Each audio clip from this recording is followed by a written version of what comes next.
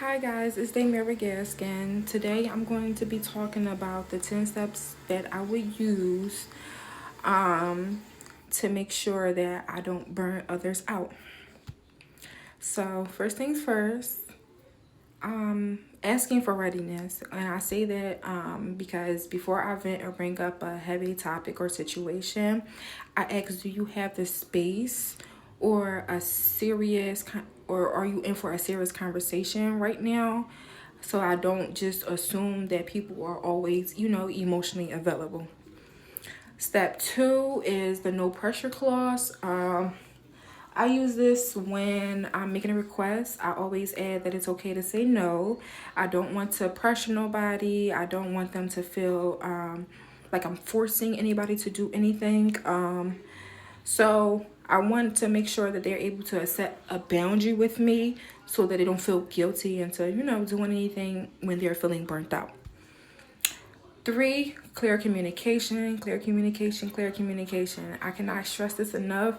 I strive to make sure that I'm organized and direct about what it is that I need from that person.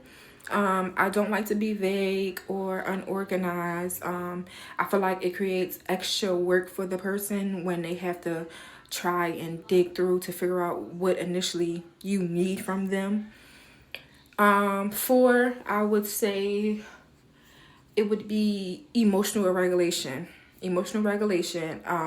If I'm having a bad day at a store, I may need to take a moment to reset myself before I can, go have a conversation with anybody because, like I said, I don't want to burn them out with anything that I'm dealing with self. So I have to regulate my emotions first so that I'm not trauma dumping.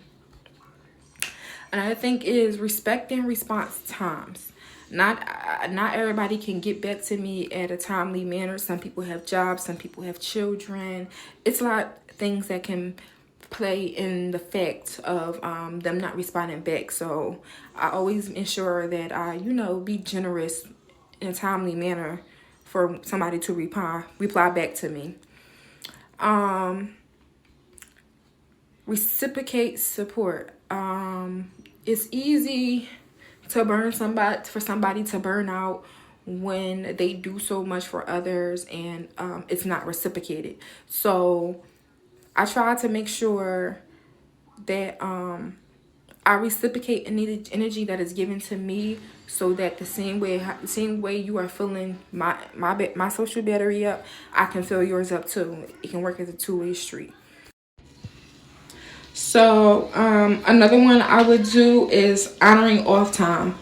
I try my hardest to respect everybody's time. So if you're either having an off day or you're off from work, I try my hardest not to communicate with that person. If they reach out to me, then that's something different. But I try to make sure that I'm able to give you that time that you need for yourself. It's your self time. That's your me time for you to reset. Another thing that I like to do is pull my own weight.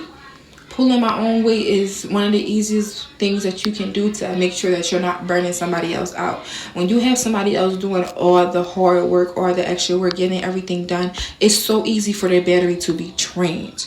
And what good would it be if that person has a drained battery and you fully charged? There's no way for that person to give you anything that you would need. So I try to make sure that I pull my own weight to make sure everything is equal, so that you won't get burnt out fast and I won't get burnt out fast. It can be an equal situation.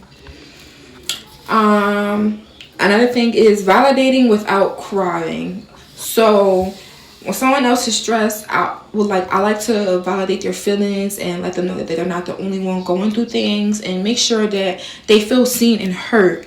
But on the same note, I try to make sure that I'm not talking about my personal life and about what I got going on. I'm trying to make sure that I'm actively listening to what it is that the person is trying to tell me, and make sure that I can try and find ways to help the person in any way possible.